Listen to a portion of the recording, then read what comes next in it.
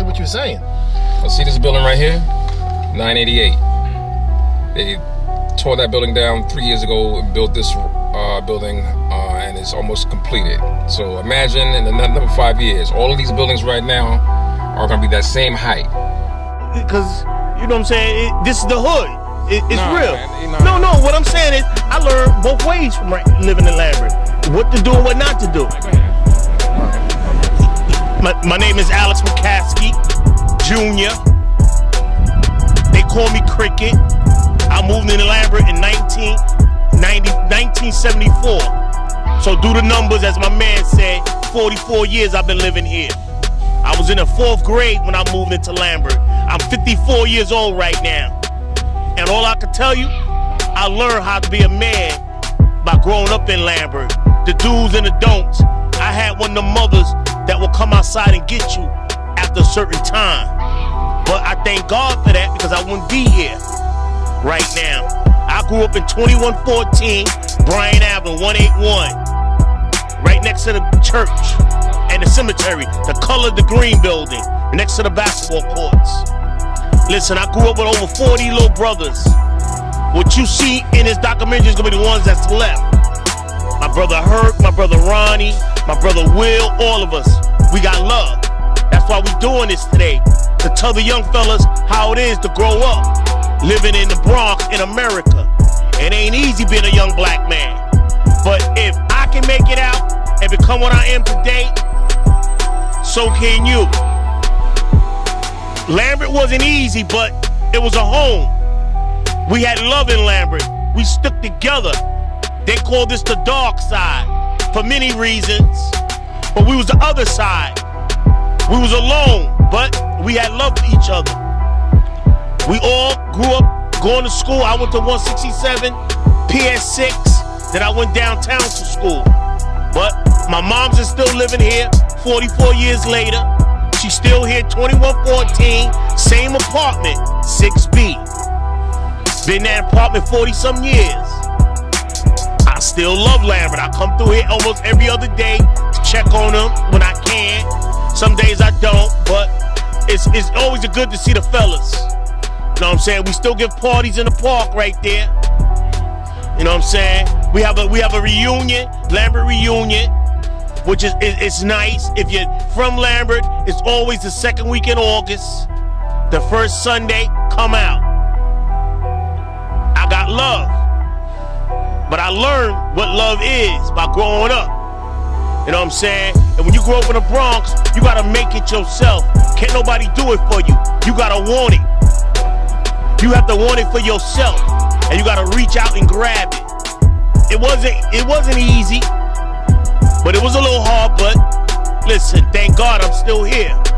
God is good, God is great. I just thank God for showing me how to be a young black man living in the Bronx. You gotta keep your wits. You know what I'm saying? Everything flowed through Lambert. Everything flowed through Lambert. Drugs, everything, but you gotta make your own choices in life of what you want and what you wanna do. Everybody has a choice. It's either yes or no. Make the choice. You know what I'm saying? My mother used to tell me, if you choose to go the wrong way, you have to deal with the choices you make. Choose to go the right way. My name is Cricket. I got a lot of love for y'all. Thank you. Do me a favor. Just spell your name for me, please. How you want it written underneath? Cricket or Alex? Cricket. Yeah. Spell it for me, please. Alright. CRICKET. Cricket. They used to say cricket. Cricket liner for $1.49. That was a joke growing up. But I got love. Maybe 10, 12, 13 buildings. But I'm not exactly sure how many buildings we have in Lambert. It might be about 15, but all of the buildings is going to be at this height. So imagine that in another 5 years. This is the first year. And if anyone is interested in being a part of this documentary, Lambert documentary, please call me at 347-842-6613. Or you can call Rod. Rod, what's your number? 212-251-0661. Or you can call William Hicks. And I'm not sure of his number, but you can hit him up on Facebook. You can hit up all of us on Facebook. Peace.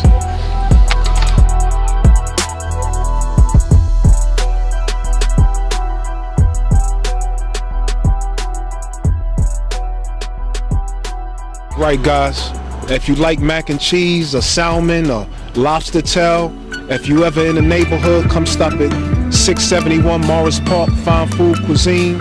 Come check out the young and gifted chefs, 5-star Chef Al, the owner of the restaurant.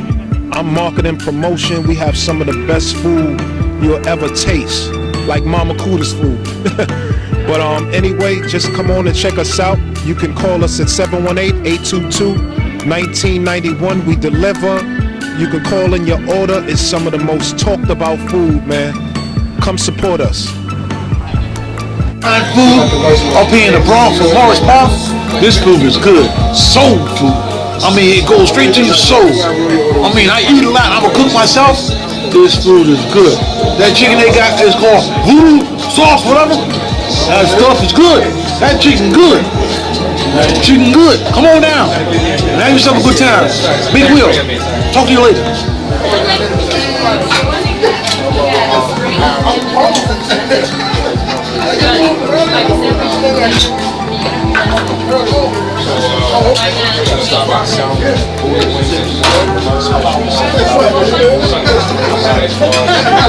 Special signature sauce we have.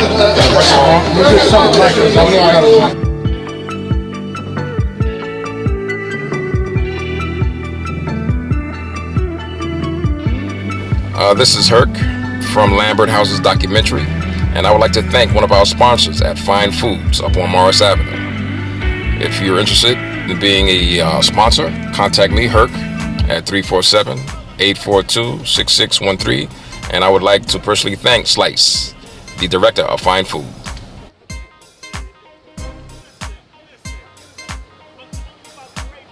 What's up, Craig? What's going on, Herc? Everything's good, man. Just wanted to ask you, how do you feel about them knocking down Lambert and building these new buildings?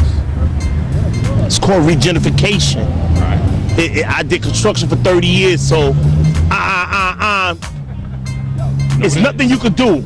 Money is the key. Money rules all this.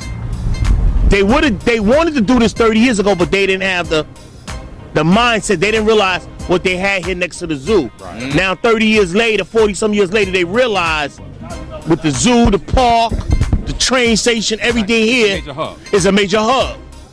And the white people want it now. Exactly. Just like they want Harlem, they want certain areas in the Bronx, and this is one of them. Exactly. And So the other thing is that we knew about this coming 15, 20 years ago. but we didn't believe it. Exactly.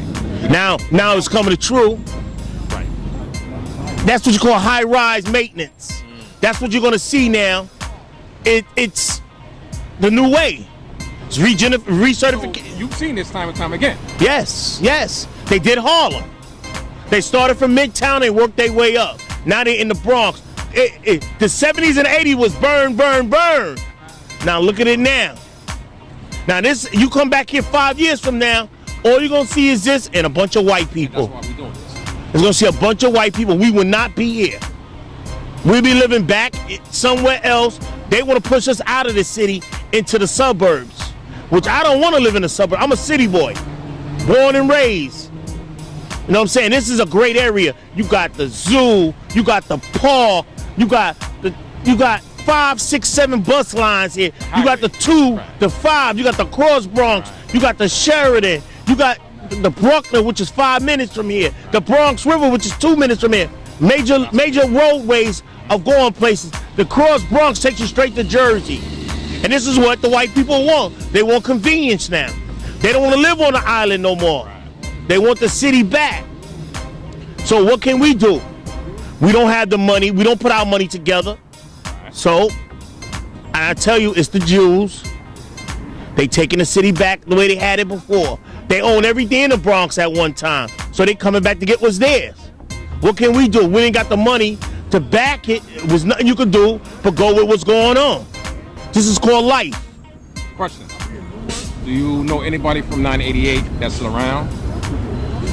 Yeah, DJ, what's his name?